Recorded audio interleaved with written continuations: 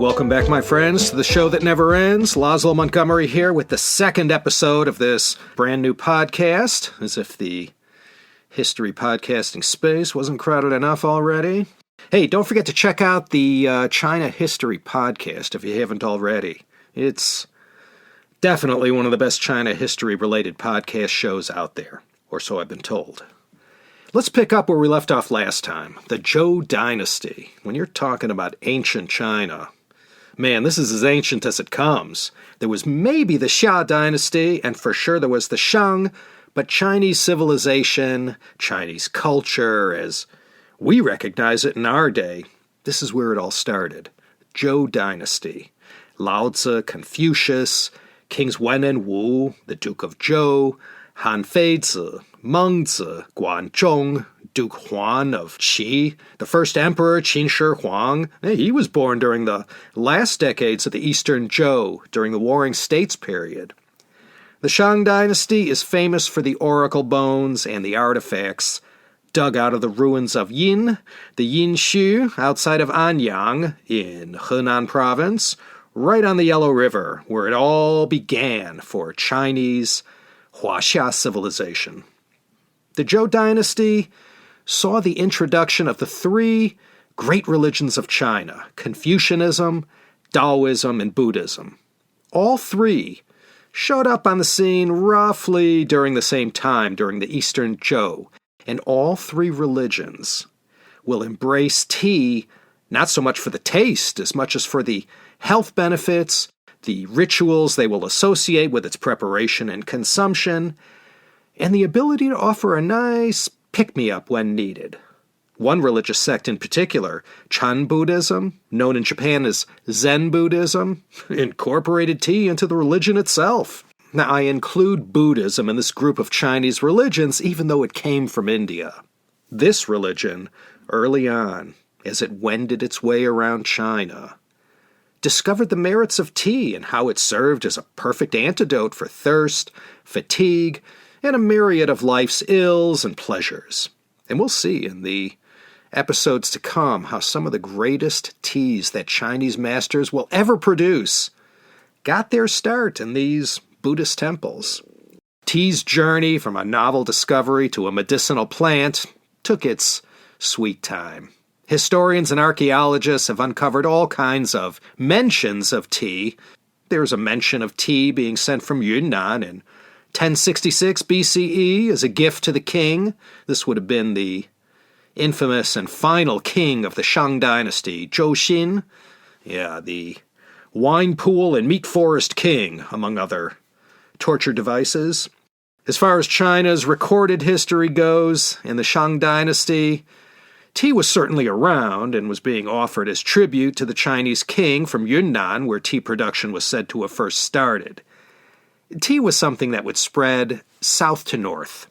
At this nascent stage of tea's history, there was no Chinese character for tea invented yet, up in the north where Shang civilization was, so there's nothing written about tea in the oracle bones or the earliest bronzeware.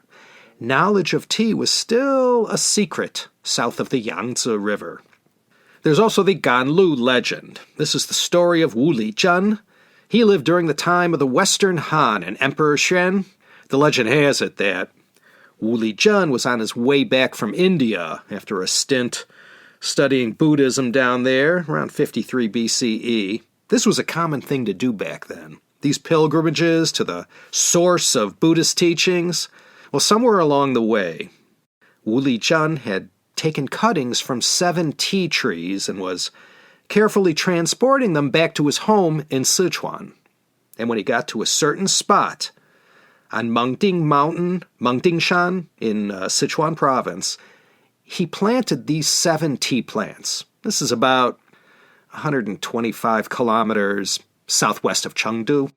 Then, after some time had passed, and once these small trees were mature and ready, Wu Lizhen regularly took cuttings from these original 7 trees, and over time these cuttings were planted all over Mengding Mountain, and he created a kind of tea heaven.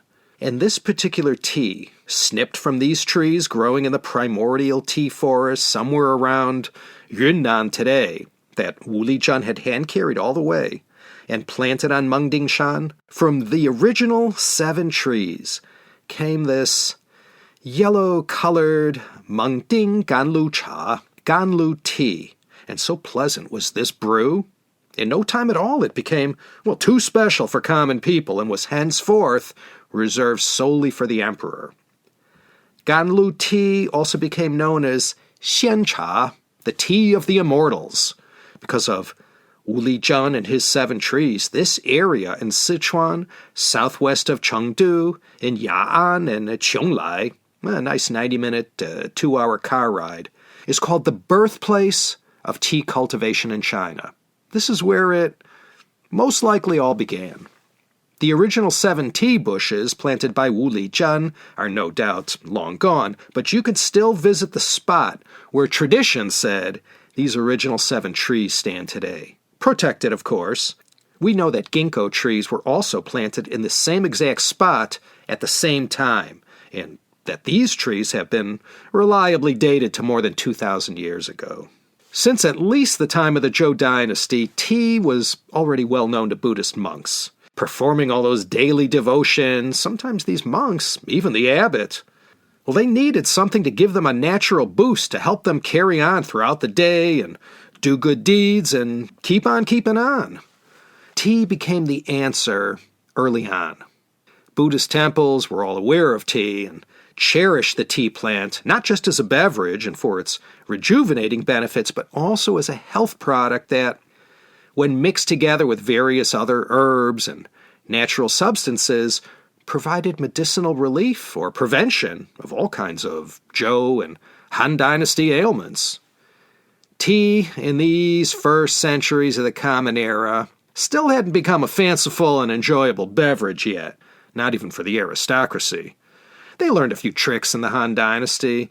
They learned that steaming the tea leaves and then drying them before compressing the leaves into bricks helped cut down the bitterness.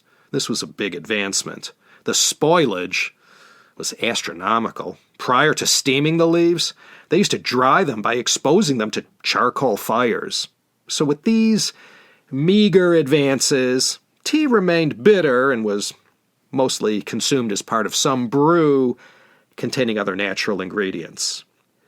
In the records of the 3 kingdoms, the Sanguozhi, considered the definitive source material for all things 3 kingdoms period, there's also a clear mention about tea that assures us in our day, again, that the Chinese in the 3rd century knew of tea. There's also a rather well-known story about the drunken Wu King Sun Hao, grandson of Sun Quan. This is an ancient tea tale. King Sun Hao had a loyal scholar, historian, and courtier named Wei Yao. Now, his bio states in the Sanguozhi, the records of the 3 kingdoms, that because Wei Yao had a weak constitution and in no way could hold his own in King Sun Hao's frequent bacchanals, he was allowed to yi cha dai jiu, to drink tea instead of wine. The good king cut him some slack. Even today, at some of these events where people gather and drink themselves into oblivion, if there's someone who clearly will not be able to participate, the host will let them off the hook and allow them to yi cha dai jiu, to substitute tea for alcohol. Like I said, all we have to go on in these earliest days are snippets here and there of these minor but definitive references to tea. You probably recall from previous episodes that when the Jin dynasty fell and northern China was taken over by Mongol and Turkic tribes, a lot of the northern elites and aristocrats of the day, seeing dark times ahead, picked up and moved south. This was the first time in Chinese history a human migration from north to south happened on such a mass scale as this. Tea was already a familiar thing down in the south where it grew naturally. Now these northern aristocrats, fleeing to the south after the fall of the Jin, got to see up close for the first time what this was all about. This is how tea grew. Even though tea, or tu, as it was still called, had been around for so long, no one in China had yet figured out how to unlock all the magic contained inside the cells of the tea leaves. Tea's rise during the periods of the Shang, Zhou, Han, and through the Jin continued to grow in esteem amongst the Chinese as a stimulant and something natural that had acquired a reputation for ameliorating all kinds of ills. And like I said, during the Eastern Zhou, when all the three religions of China embraced tea, that too had a great impact on awareness about tea. Tea came from the southwest of China. That much was clear. Yunnan and Sichuan. That was about as far away as you could get from Luoyang or Chang'an. So those places never really fell under the tight control of the central government. The Qin state, and later the Dynasty, were the first ones to go down there and crack a whip and get everybody on board. And it's not surprising that the Qin conquests of the southwest opened the door to the introduction of tea in greater quantities as a tribute commodity into the north of China. The oldest surviving Chinese encyclopedia dates back to 350. The peak of the Eastern Jin dynasty, right after the death of Constantine the Great in the West. It's known as the Arya. This work is a pretty sacred text because it's attributed, at least in part, to the Duke of Zhou and Confucius. It explained in all the detail and authority possible at the time about words, family relations, utensils, heaven, earth, the hills and mountains, plants, trees, animals of all kinds, and animal husbandry. In the Arya, tea is also specifically mentioned. It described tea as jia, third tone. That was the word for tea, jia. It was described in the Arya this way, quote, "The plant is a small tree, like a gardenia. The leaves grown in the winter may be boiled to make a soup for drinking. Nowadays, those that are gathered late are called Ming. Another name for them is Chuan. The people of Shu, meaning present-day Sichuan, call them Kutu." End quote. Kutu could be translated as bitter tea. All these ancient names for tea are said to have begun with the good people of Sichuan. If you visit the wonderful National Tea Museum in Hangzhou, not far from the tea gardens of Longjing, you'll see they say it was the Bashu people of present-day Sichuan province and the municipality of Chongqing who get credit for being the first ones to basically figure out tea. By the time of the Arya, it was known people in southwest China were cultivating tea. Before the kingdom of Qin, led by Qin Shi Huang, united all of China, they first had to knock off all their opponents. In 316 BCE, 56 years before the birth of Yingzheng, the Qin sent their military machine down to the southwest, and they rolled into the kingdoms of Ba and Shu and folded that area into the unified China that they were cobbling together, conquest by conquest. And along with all the other agricultural riches of this one-day Sichuan province were all of its tea trees and cultivation know-how. And thanks to the Qin conquest in the 4th century BCE, and later on after Yingzheng beat off his last rival and unified the land, he declared himself China's first emperor. And as far as all that culture and all the other good things from Sichuan, including tea, all of that began to more naturally flow northward, albeit slowly, towards the Central Plain, to all the major cities and towns of the Yellow River and its many tributaries, already ancient by this time. What started off as a Sichuan and Yunnan thing, down in the southwest of China, deep in the interior, thanks to thousands of years of horticultural advancement, was now, and over the next several centuries, being planted, studied, and wholly embraced by those Chinese people who got to enjoy it for the first time.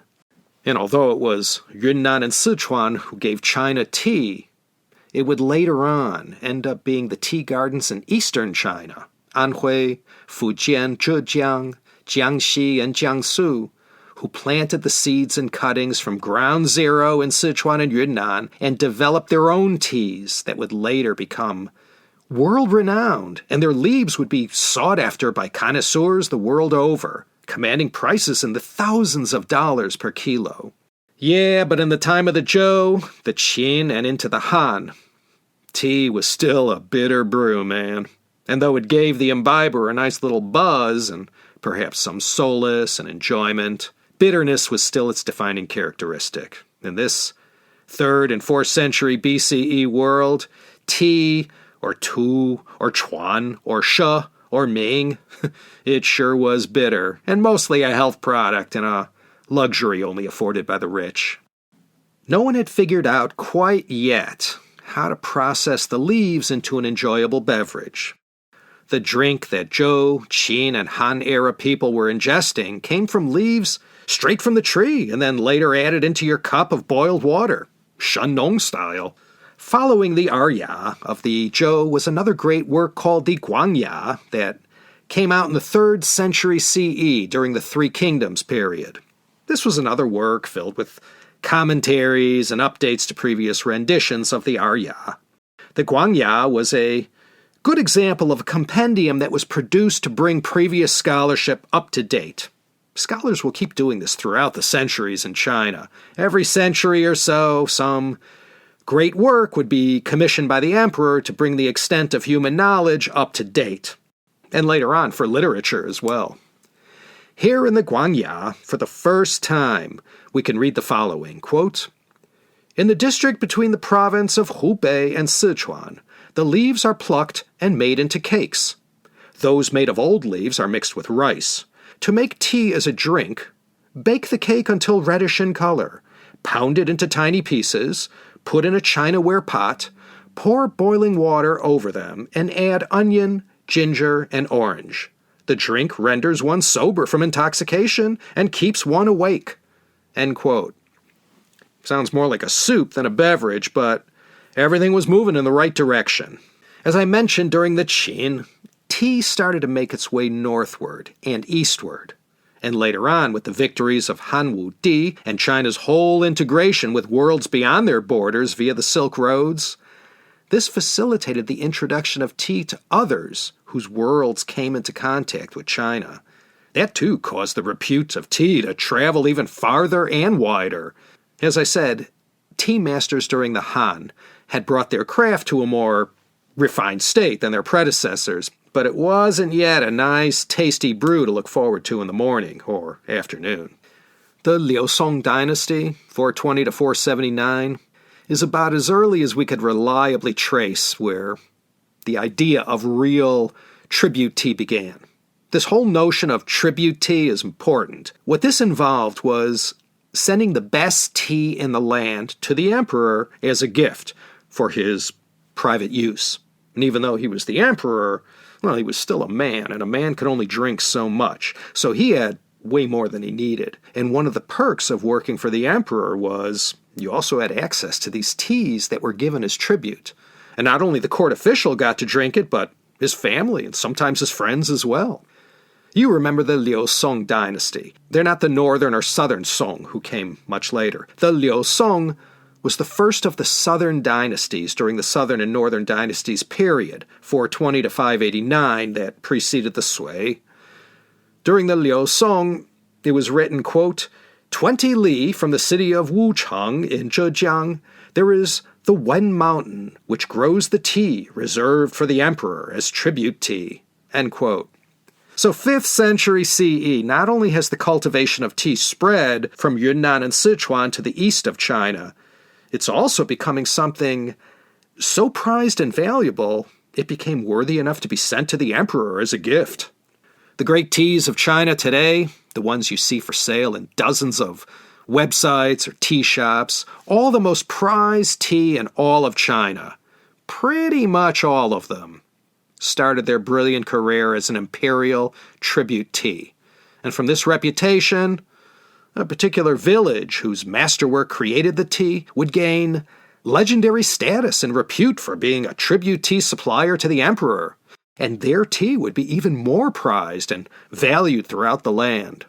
Later on, we'll look at most of these great and legendary tribute teas, and I'll let you know how you too can get your hands on a few hundred grams for your own personal consumption, just like His Royal Majesty. If you had to do or die and draw a line where tea, for sure, began to be drunk as a beverage and not only as a medicine, the Sui dynasty would have to be it. From the time of the Three Kingdoms into the Jin and later on the disunity that followed in the Nanbei Chao, the southern and northern dynasties. Man, I'm telling you, a lot could happen in 360 years. During these years between the time of Zhuge Liang, Yang Jian, and Sui Wendi, the knowledge and wisdom of tea had advanced to a point where the drink started to become a true art and a muse that will spawn 1,000,000 poems and paintings. But keep in mind, even though tea as a beverage turned a corner around the Sui dynasty, it was still a brick tea world and would remain so for several more centuries yet. Next episode will focus on the Tang Dynasty, 618 to 907. Here is where tea finally comes of age, and those parts of the world within China's influence gets hooked. So that's all for next time.